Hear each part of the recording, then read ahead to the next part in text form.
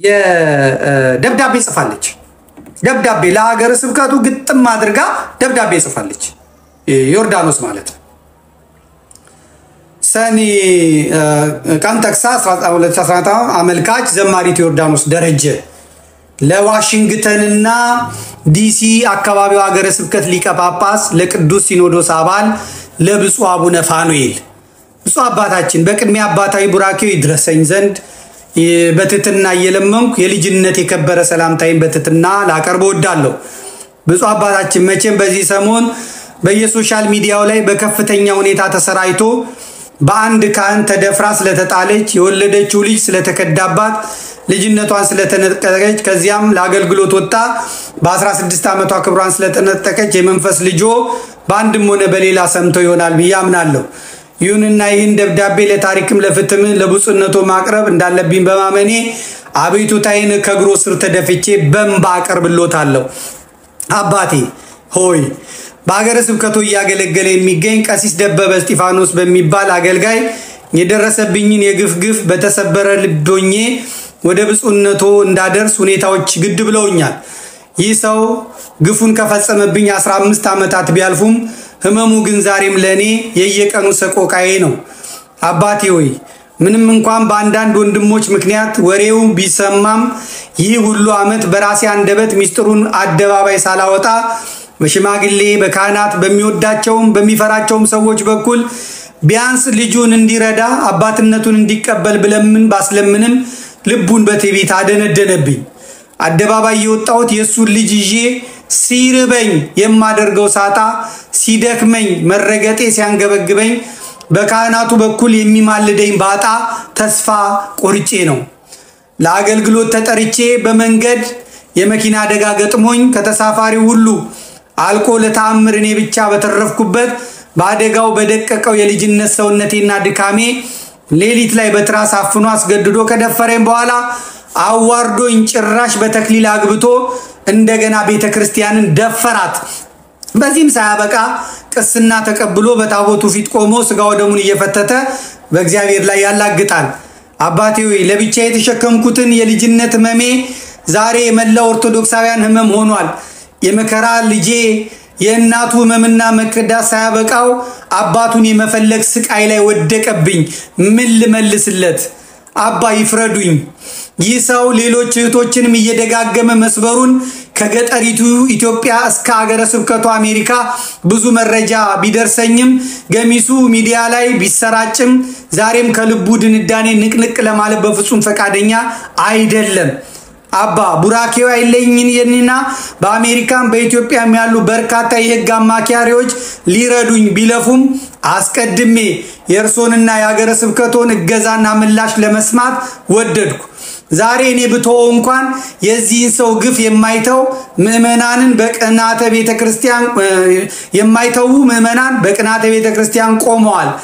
እናም እውነተኛ ዳኝነት የአባትነቱን ፍርድ ጠብቃለሁ። አባ ምን እንደምፈልግ ያውቃሉ? አንደኛ ልጄ አብ ለኔ ሲል ደበበ እስጢፋኖስ ይባላል። የትምህርት ቤት ስሙም ደሙም ታሪኩም ላይ ተለጥፏል። ጎበዝ ተማሪው የመከራ ልጄ አባቴን አምጪ ብሎኛል። አባትነቱን አምኖ የነበረ ቢሆንም መሃል ላይ ክዷልና ክህደቱን ያንሳልኝ።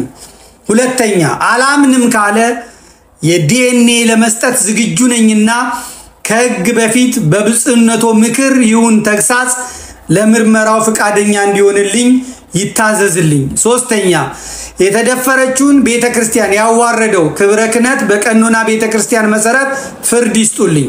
አራተኛ ደፍሮኝም ልጅ ወልጄለት ጥሎኝም በምሬት ከሃይማኖት እስከወጣ ገፍቶኝም ቆሎ እስከመሸጥ ደርሼ ለ15 ዓመታት የተሰቃየሁት ያሸከመኝ ዕዳ ወደ ብፁዕነቱ ርህራሄ ትድረስልኝ። አምስተኛ ሰዎችን ቀጥሮ በተለያየ መንገድ እያስፈራራኝና እየዛተብኝ በመሆኑም ምንም አይነት አደጋ ቢደርስብኝ ከሱ ውጪ ማንም ሰው ጠላት እንደሌለኝ ብፁዕነቱ ቤተክርስቲያንም የህግ አካላትም እንድታውቁልኝ በድጋሚ እንድታውቁልኝ እወዳለሁ። በድጋሚ ቡራኬው ትድረሰኝ። ዘማሪት ዮርዳኖስ ደረጀ አዲስ አበባ ኢትዮጵያ ብላ ለብፁዕነታቸው ደብዳቤ ጽፋለች። ለብፁዕ አቡነ ፋኑኤል ማለት ነው ጽፋለች። የደሴ ሰባኪ ወንጌል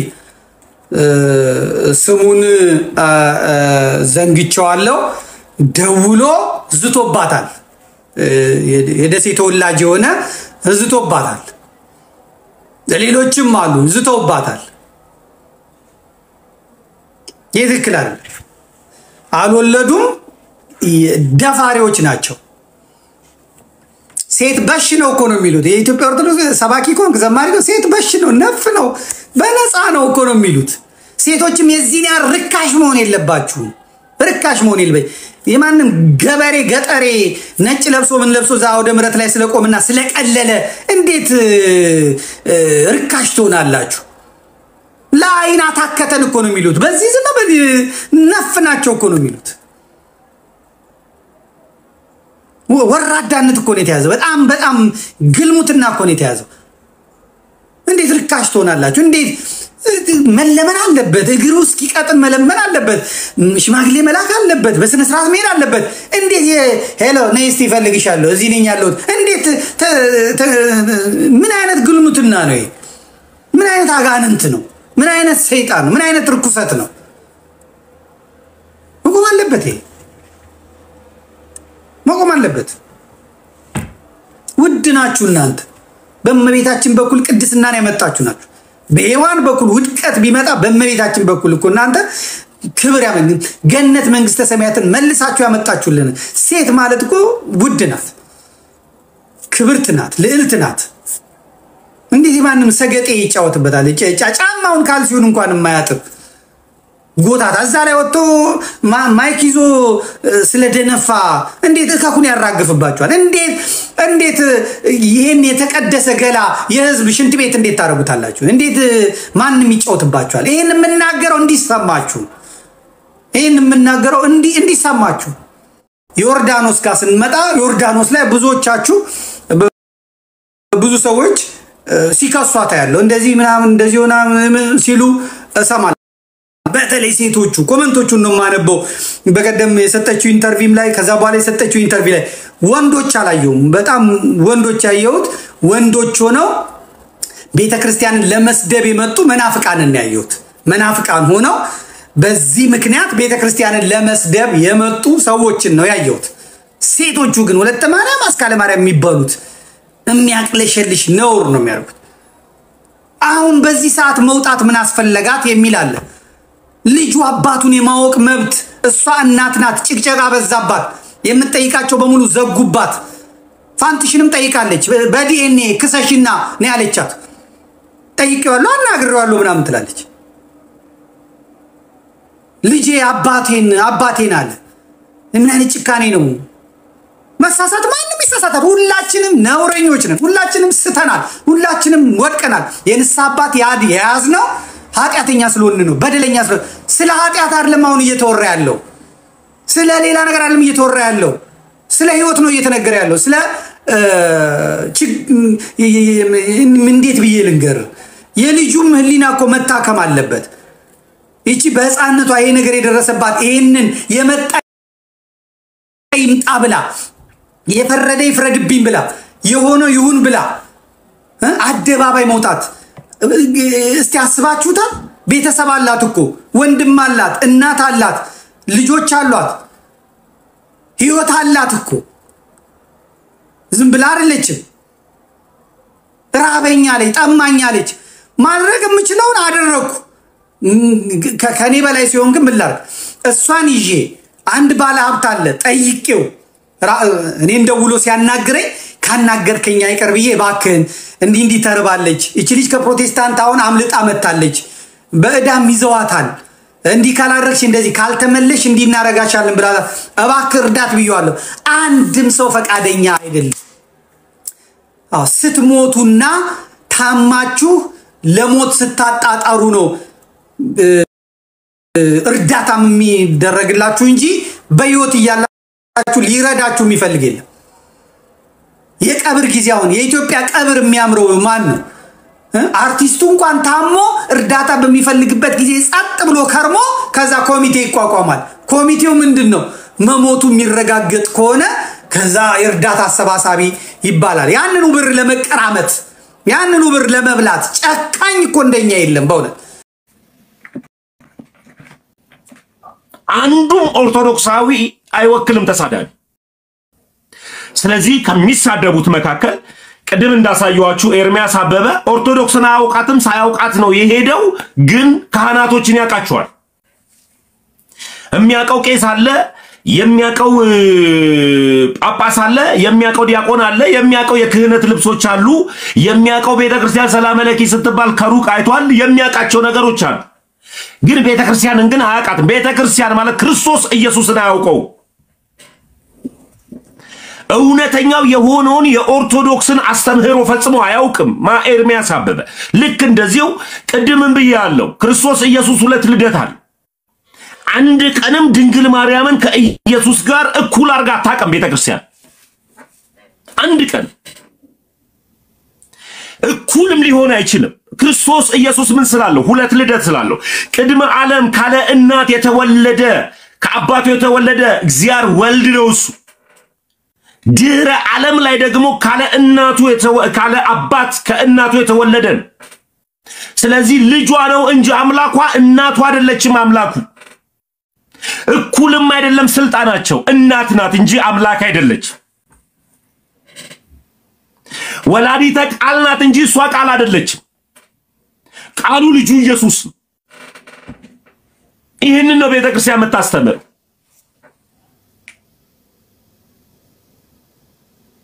ወላዲተ ቃል ናት እሷ። ቤተክርስቲያን ረገጥ አርጋ የምታስተምር ይሄንን ነው። ቃል አይደለችም እሷ፣ የተጸነሰው ነው ቃል። የቃል እናት ናት እሷ ነው እያልኩ ያለሁት። ስለዚህ አለማወቅ ከተጠያቂነት እንደማያድን ሁሉ ምድራዊ ሕግ ላይ ባለማወቅ መሳት ደግሞ ወደ ሲኦል ነው የሚከተው። ራሱ ንጉሱ ክርስቶስ ኢየሱስ ሕዝብ ዕውቀት ከማጣቱ የተነሳ ጠፋ ነው ያለው። ሶሪ በጌታ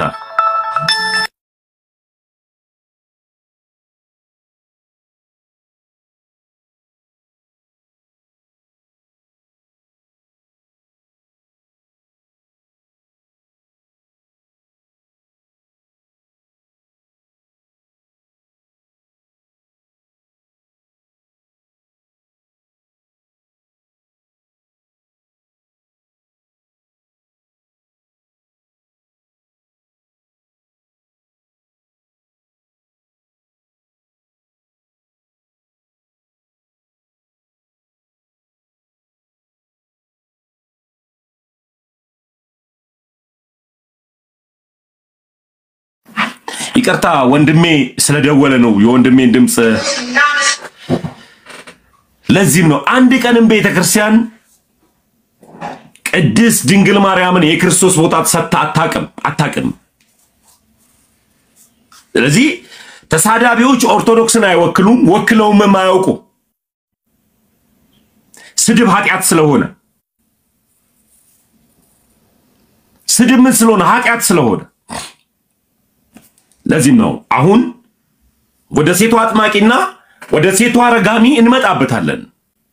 እኔ የዳንኩ ክርስቲያን ነኝ። የዳንኩ ክርስቲያን ስለሆንኩኝ ፈጽሞ እርግማንን አልፈራ። እንኳን ረጋሚዋና ተረጋሚዋን ሴትን አይደለም ዋናውን ዲያብሎስ ጥፍር ቆሻሻ ያክል አልፈራው። ለምን አልፈራውም? እኔ ያመለኩትና የተከተልኩት ክርስቶስ ኢየሱስ ያለመታው ሊመታውም ደግሞ ያልቻለው አዲስ ሰይጣን የለም። በክርስቶስ ኢየሱስ በመስቀሉ ሥራ ተሸንፏል ሰይጣን። ስለዚህ እንኳን ረጋሚዋን እቺን ሴት ነኝ ብላ የመጣች ነብይትን አይደለም የዮኒ ንስሐ አባትን አይደለም ዋናው ሌጌዮኑን ሰይጣንን አልፈራው። ክርስቶስ ኢየሱስ በመስቀሉ ሥራ ረግጦ መጥቶልኛል፣ አለቀ።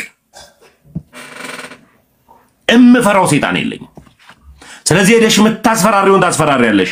ድግምት፣ ሟርት፣ እርግማንሽን ሁሉ ነገርሽ ከኛ ጋር አይሰራም። እኛ ንጹህ ክርስቲያናዊ ነን። እንዲያውም ራሱ በደሙ የመሰረታት ቤት ውስጥ ነው ያለው። ደሙ ነው ኃይል ጉልበቴ፣ ደሙ ነው መውጫ መግቢያዬ፣ ደሙ ነው የዘላለም ሕይወት መስጫዬ።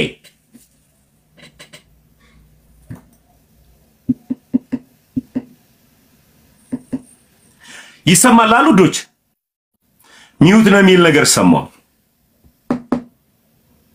ይሰማል። እሺ ሌሎች ይሆናሉ፣ አንዳንድ ሊረብሹ የፈለጉ ሰዎች ይሆናል ሚውት ነው ያሉ። አይ ሊረብሹ የፈለጉ ሰዎች ናቸው። ስለዚህ ክርስቶስ በደሙ የመሰረታት ቤተ እምነት ውስጥ ነው ያለሁት። በደሙ የተመሰረተበት ቤት ውስጥ ስወጣ ስገባ ደሙን ለመዳን ስወስድ ስጋውን ለመዳን ስወስድ የዳንኩ ክርስቲያን ነኝ። ወደ ምጠራጠርበት መዳኔን ወደ ምጠራጠርበት እውነት አልመጣሁም። መዳኔን ወደ ምጠራጠርበት ቤተ እምነት ውስጥ አልመጣሁም።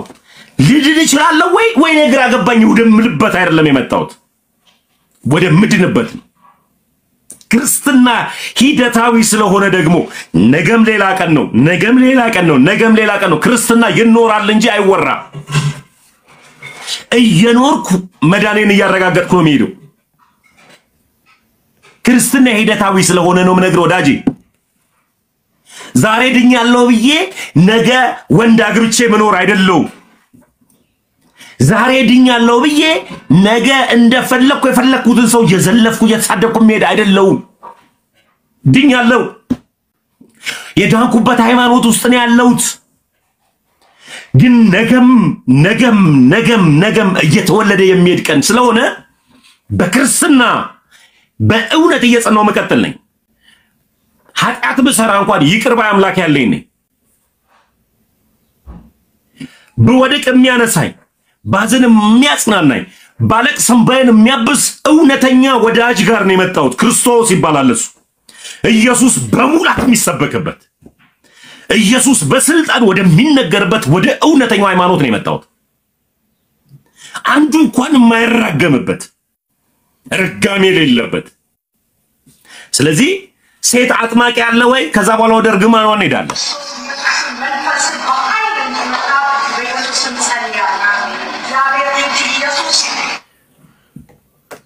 በየትኛው መጽሐፍ ቅዱስ ምዕራፍ ላይ ነው ሴት ልጅ ስታጠምቅ ያያችሁት? በየትኛው መጽሐፍ ቅዱስ ምዕራፍ ላይ ነው ሴት ልጅ ክቡር የሆነውን የክርስቶስ ኢየሱስን ስጋና ደም ስትሰጥ ያያችሁት? ይህም ደግሞ መጽሐፍ ቅዱስ ብቻ ብለን እናምናለን ከሚሉት የሚመጣ አጋንንታዊ የሆነ ስርዓት ነው ማለት። ሰይጣን እንደፈለገ እየገለባበጠ ሲመራችሁ ያለበት ቤተ እምነት ውስጥ ነው ማለት ነው ያላችሁ። ያጠመቁት ወንዶች ናቸው፣ ያማተበችላት ናት ሴት። አይ አልሽነፍ በይ ምንፍቅና በጣም ይገርመኝ። አእምሮአችሁን እንዳዛገው ነው። ኑ ኢየሱስ የሚባለውን አምላክ ተከተሉ እንደኔ። የዛገውን አእምሮአቸውን ያንጸዋል፣ ያድነዋል። የዛገውን አእምሮአቸውን ክርስቶስ በፊት ለፊታችሁ እንደተሳለ እንዳታስተውሉ ማን አዚም አደረገባችሁ እንዳለው ጳውሎስ፣ ክርስቶስ ኢየሱስ በመስቀል ላይ እንደሞተ እንዳታስተውሉ ማን አዚም አደረገባችሁ መናፍቃኖች? እኔ እኮ ክርስቶስ ኢየሱስ በመስቀል ላይ እንደተሰቀለልኝ አዚም ያደረገብኝን ክርስቶስ ኢየሱስ በደሙ መታልኝ። ስጋ ደሙ ወስድ ከኔ ላይ ተቀረፈፈ፣ ወደቀ። የክርስቶስ ኢየሱስን ቅባሜሮንን ስቀባ ጠፋ፣ አእምሮዬ ንጹህ ሆነ። እንደ አዲስ እንደ ሕፃን ልጅ አእምሮዬ መቀበል ጀመረ። የእናቱን ምልጃ ብትል፣ የቅዱሳንን ምልጃ ብትል እንዴት እንደገባኝ ባብራራለ። እማላብራራው ማብራራት አይደለም። እንደ ዳው ፋሲል መነግረ በእውነት ላብራራለ ምችለውን እውነትን የተቀበልኩት የእናቱን ምልጃ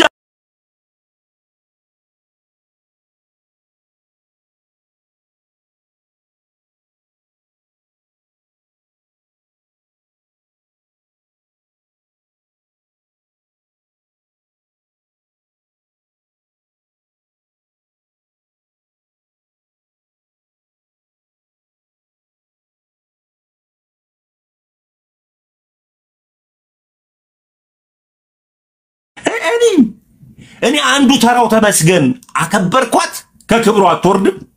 እኔ አንዱ ተራው ተመስገን ባወርዳት ከክብሩ አትወርድም። ሰማይን በቃሉ ያጸና ምድርንም በቃሉ የመሰረተ እንደኔ ያለውን ደግሞ ከጭቃ አፈር አፍርቶ እስትንፋስን እፍ ያለው ክርስቶስ ወልድ እግዚአብሔር ወልድ እሱ አክብሯታል። እኔ ባከብራት ምን አገባ? እኔ ባከብራት የትኛው አክብሯል? ባከብራት ለኔ ነው ጥቅሙ። አምላኬ ነው የወለደችልኝ። ባከብራት ለኔ ነው ጥቅሙ። ስላከበርኳት እሷ ላይ ጥቅም የለውም። ለሷ ምንም ሰጣት ጥቅም የለም። ባከብራት ለኔ ነው ጥቅሙ። እግዚአብሔር ያከበረውን ያከብራልና እግዚአብሔር ያከበራቸውን ማክበር ጽድቅ ስለሆነ እግዚአብሔር ያከበራቸውን ማክበር እውነት ክርስትና ሂደታዊ ስለሆነ በክርስትና ህይወት ውስጥ እግዚአብሔር ያከበራቸውን ማክበር ግድ ስለሆነ እንጂ እኔ ለሷ ምን ይጠቅማታል? ንጽሕት እኮ ናት። በምንም ተፈትና ኃጢአት የሌለባት እኮ ናት። ምን ተገኘባት ኃጢአት? እስኪ የትኛው ኃጢአት ተገኘባት? እስኪ ንገረኝ፣ የትኛው ኃጢአት ተገኘባት? እናታችን ቅድስት ድንግል ማርያም የትኛው ኃጢአት የተገኘባትን ንገረኝ። የለም። እኔ እናቴን ቅድስት ድንግል ማርያምን አከብራታለሁ እንጂ አላመልካት። ክርስቶስ ኢየሱስን ደግሞ አክብሬ አመልከዋለሁ። ይሄ ነው ልዩነቱ። አየህ፣ ጴንጤ ካለማወቅ የተነሳ ግራ እየተጋባ የመጣው እና ደግሞ እንደ ዮኒ ማኛ አይነት ተሳዳቢዎች ደግሞ ወደዛ ሲሄዱ ይሄ ነው። ክርስቶስ ኢየሱስን አክብሬ አመልከዋለሁ፣ እናቱን ቅድስት ድንግል ማርያምን ደግሞ አከብራታለሁ፣ ግን አላመልካት። ይህ ነው ቤተክርስቲያን አስተምህሮ። ስለዚህ እኔ ከረጋሚ መካከል አንዱ ነኝ ትላለች ዮኒ ንስሐ እናቱ። መቼም አባት ለበላት ታዲያ ያው ነብይ ናት። እሺ አባቱም እናቱ ሁለቱንም ናት።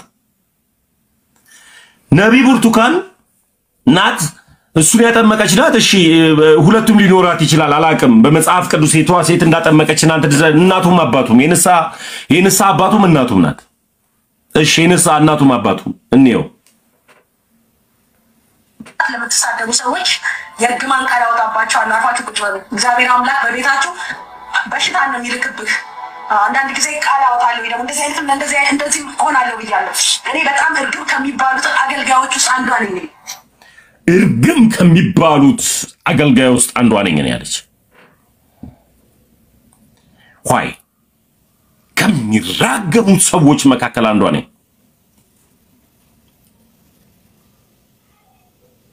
የትኛው ነብይ ሲራገም እንዳየን አላቅ፣ እግዚአብሔርን ሲያገለግል እንጂ።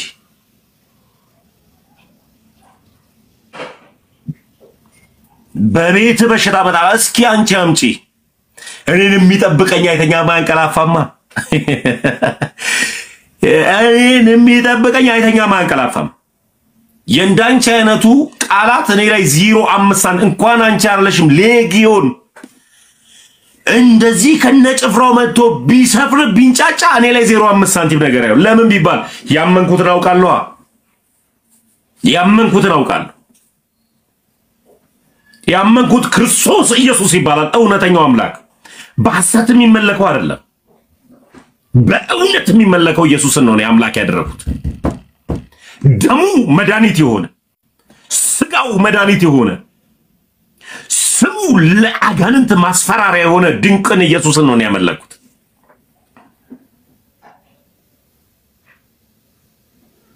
ይህ ነው እውነታው። ስጠራችሁ ጴንጤዎች ወደ ማድኑበት እውነት አይደለም፣ ወደ ኦርቶዶክስ ስጠራችሁ ወደ ምትድኑበት እውነት ነው እየጠራኋችሁ ያለሁት። አትድንም ተብሎ ትምህርት የለም በኦርቶዶክስ ቤት ውስጥ። ትድናለህ ተብሎ ነው የምትጠራው። ከዳንክ በኋላ ግን ድህነት ሂደታዊ ነው። እሱም ሂደታዊነቱ ምንድን ነው? የዳነ ሰው ድህነቱን ለማስፈጸም ድኗል፣ ይድናል፣ እየዳነ ይሄዳል።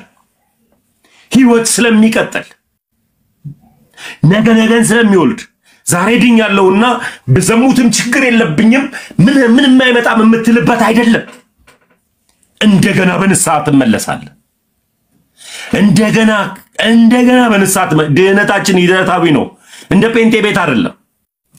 ስለዚህ ረጋሚኒ ደግሞ አልበላውተንም ምን አመጣው? ነቢ ብርቱካን ፐርሰናል ኬዝ ባይመለከተኝም ከኢትዮጵያ ስትወጪ አንድ በዝሙት ነው፣ ከባልሽ ጋር ተጣልተሽ ነው፣ ከባልሽ ውጪ ሄደሽ ነው። ያ በዚህ ጉዳይ ጴንጤው ስለማትታሙ ችግር የለብኝም ከነሙሉ ማስረጃው ስላለኝ። አንድ ይሄ ነገር ቆይ ላስተካክሎሽ።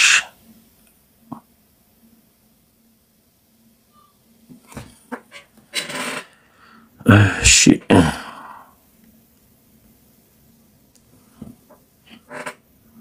በትክክል መጥቶልኛል። አንድ በዚህ ነው፣ አንድ በዝሙት ነው ከትዳርሽን በትነሽ ሄድሽው። ቀጥሎ ደግሞ በገንዘብ ነው።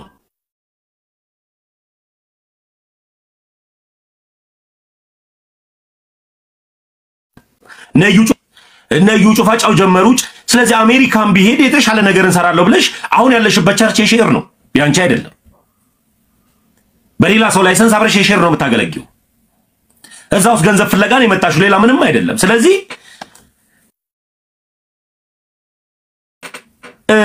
አዳምጪው። አልበላትም ምን አመጣው? እኔ በሆኒ ማኛ ብር ልሰበስብ አልመጣሁም። ሆይ በጣም በቃ ለሰው አዛኝ ለሚያለቅሰው አብሬ ማለቅስ የሚጎዳው ጋር የምጎዳ ሰው ነኝ። በጣም የእውነት ብዙ ሰው ምስክር ነው። በእግዚአብሔር ቤት ውስጥ ይሄን ያህል አገኘሁት፣ ይሄን ያህል ሀብት አከማቸውበት የምለው ነገር የለኝም። ሰዎች ግን ተጽናንተው ኢየሱስን አውግኝተው ሰዎች ወልደው ሰዎች እንቅናት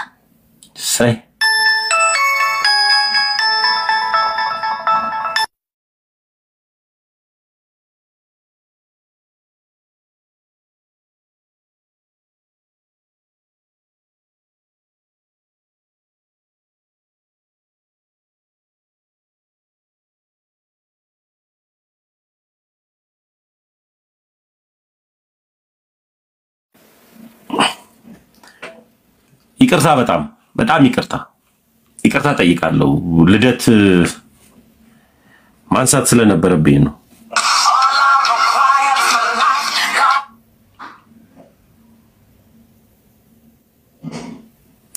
ቪዲዮ ላይ መልሼ እገባለሁ።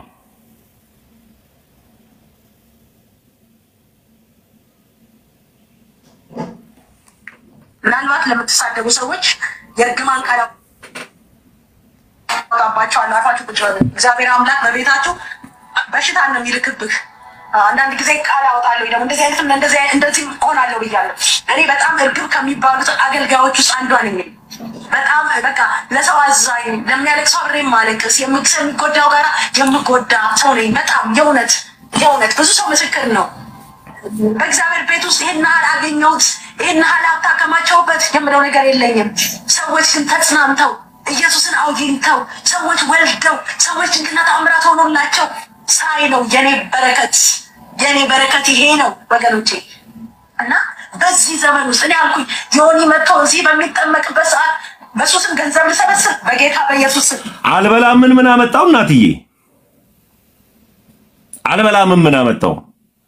በሱ ስም ገንዘብ ልሰበስብ አልበላም። ምን አመጣው? ስለ ገንዘብ ማን አወራ? ሰው ስለ ዘላለማዊ ህይወት እየተጠየቀ ሰው ስለ ዘላለማዊ ህይወት እያወራ ስለ ገንዘብ ምን አመጣው? ሆይ አልበላም። ምን አመጣው? ገንዘብ መሰብሰብን ምን አመጣው? ዮኒ ቢዝነስሽ ነው ማለት ነው።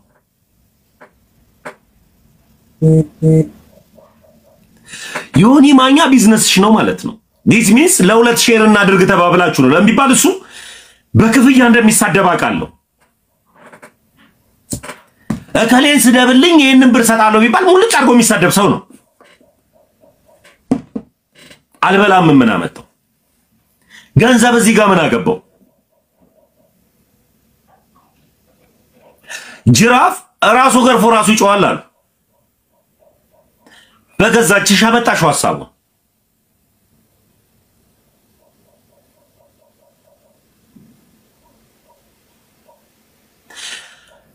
ቆይ እውነቱን እግዚአብሔር ድንገት አስወጣት አስተፋት እንሸክልበታለን ነው ሆይ እሺ አልበላም ምን አመጣው ስለዚህ ፕሮቴስታንቶች በተለይ መዳን መንገድ ላይ ያላችሁ ወደ ኦርቶዶክስ ለመምጣት እያሰባችሁ ያላችሁ ፕሮቴስታንቶች አንድ እውነታውን ልንገራችሁ ኦርቶዶክስ ጋር ስትመጡ ገንዘብ የለም ብር የለም ገንዘብ የለም እውነቱን ነው የምነግራችሁ ግን ዘላለማዊ ረፍታል ቃለቀ ሊሰራ የማይወድ አይብላ ነው የሚለው መጽሐፍ ቅዱስ ከሰራችሁ ተበላላችሁ ካልሰራችሁ አትበሉ አለቀ ሊሰራ የማይወድ አይብላ ነው የሚለው መጽሐፍ ቅዱስ እግዚአብሔር አምላክ የእጆችን ስራ ፍሬዎች ይባርካል ተሰራለ ተባረካለ ሰማይ ዋጣ እንትን ነጫጭተን እንደገና ዝም ብለ ተመኝታ በጥንቆላ መታመጣው ገንዘብ የለም ኦርቶዶክስ ጋር ገንዘብ ግን ዘላለማዊ ረፍት አለ ይሄው አምሮብኝ በቤቱ አለው ጴንጤ ሳለው ቆሽማዳ ቆርቆሮ ነበርኩ አሁን ግን ውስጤ ስላረፈ ውስጤ ሰላም ስላገኘ የውስጤ ሰላም ፊቴ ላይ መጥቷል ማዲያታም አይደለም ውስጤ የገባው እውነት ይሄ ነው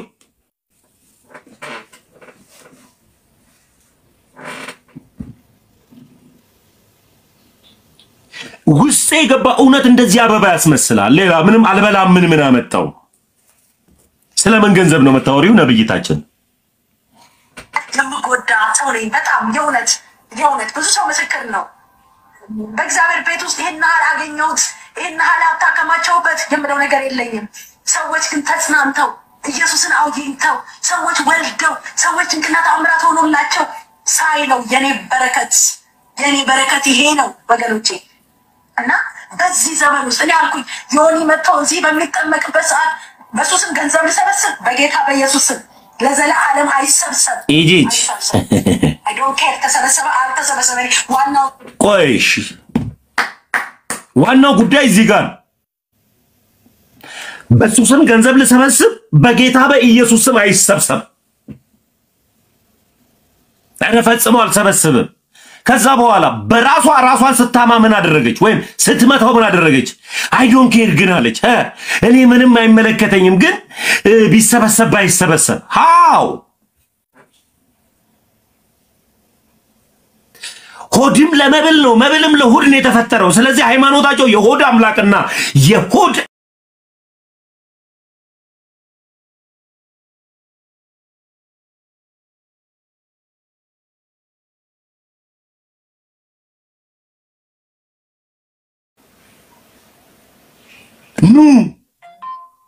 ዝና የለም ብር የለም ከበሬታ የለም እኔ ዓለም ቆሞ ከሚያጨበጭብልኝ ኢየሱስ በእግሩ ረግጦኝ ክርስቲያን ሆኜ በቀጥል ነው መመርጠው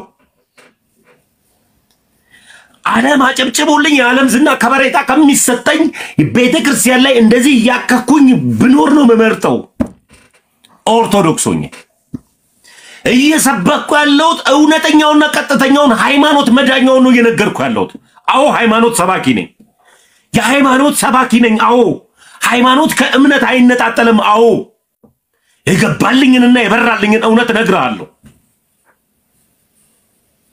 አዎ ሃይማኖት ሰባኪ ነኝ ሃይማኖት አያድንም ብሎ እያጨለመ ያለው አጋንንት ነው ሰይጣን ነው የሰይጣን አስተምህሮ ነው ሃይማኖት አያድንም ማለት ሰይጣን እውነትን ሊያጠፋብህ ፈልጎ ነው ሃይማኖት አያድንም የሚል ሰይጣን ሊበላ ሲፈልግ ነው ያባበላ ሃይማኖት አያድንም የሚል ያድናል እውነቱ ክርስቶስ ኢየሱስ ማምለጫው ኢየሱስ ያድናል ስለዚህ አይ ዶንት ኬር ተሰበሰበም አልተሰበሰበም ለሼር ነው የምንካፈለው አንድ ነፍስ ይዳንልኝ እሺ አንድ እግዚአብሔር መንግስቱ ሰው ይጨመር ታሪክ ገንዘብ አይደለም እሺ እኔ ያልገባኝ ነገር ለምን እኔ እስካሁን ስለ ገንዘብ አላወራም ታርጌት ገንዘብ አይደለም ምን አመጣው ታርጌት ገንዘብ አይደለም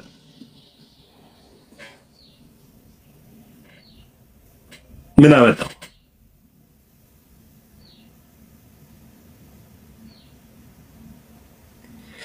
ታርጌቷማ ገንዘብ ነው። ስለዚህ ሶስት ወሳኝ ጥያቄዎችን ነው የምጠይቀው። ይሄን መልስ ባጭሩ ዮኒ ማኛም ይሁን ራስሽ ነብይ ብርቱካንም ሁኚ ሱፍ ያበደረውም ትዝታውም ይሁን እንዳጋጣሚ ሆኖ ሱፉን ጥሎለት ሄደው ትዝታው ነው ወደ ኢትዮጵያ ሲመጣ ለዚህ ዮኒ ማኛ ላይ ሱፉ የሰፋው። ይሄ ከውስጥ የሚያውቁ ሰዎች ናቸው የነገሩኝና ሱፉን የሰጠው ትዝታው ነው እና የሰጠው ትዝታውም ይሁን አይታችሁታል። ሱፉ ብቻውን ሲያሸበሽብ የድሮ አያቶቻችን ራሱ አያደርጉትም ያንን ሱፍ አይታችሁታል። እኔ ነጭ ለብሼ ሆይ እዚህ ጋር ላሳያችሁ አንድ ፎቶ ላሳያችሁ ከፍል አድርገና የተጠመቁበት ቀን ላይ ነው ይሄ ፎቶ ታያችኋል። ይህ የመጀመሪያ የጥምቀት ዕለት የተነሳው ፎቶ ሙሽራ መስየን የተነሳው የቆረብኩበት ቀን ላይ ነው። ወንድሞቼም ሁሉም ነጭ ለብሰው ነው የመጡት። ይህ የተጠመቁበት ፎቶ ነው። ከሰው ተበድሬው አይደለም ገዝቼው ነው።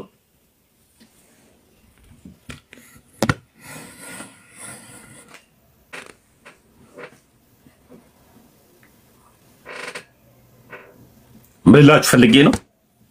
ሱፍም የሰጠው ትዝታውም ይሁን ማንም ይሁን እንድትመልሱ ሊፈልገው ሴት በየትኛው የመጽሐፍ ቅዱስ ክፍል ነው ያቆረበችው? የመጀመሪያ ጥያቄ ነው። እሱ መልስ ፈልጋለሁ ከናንተ።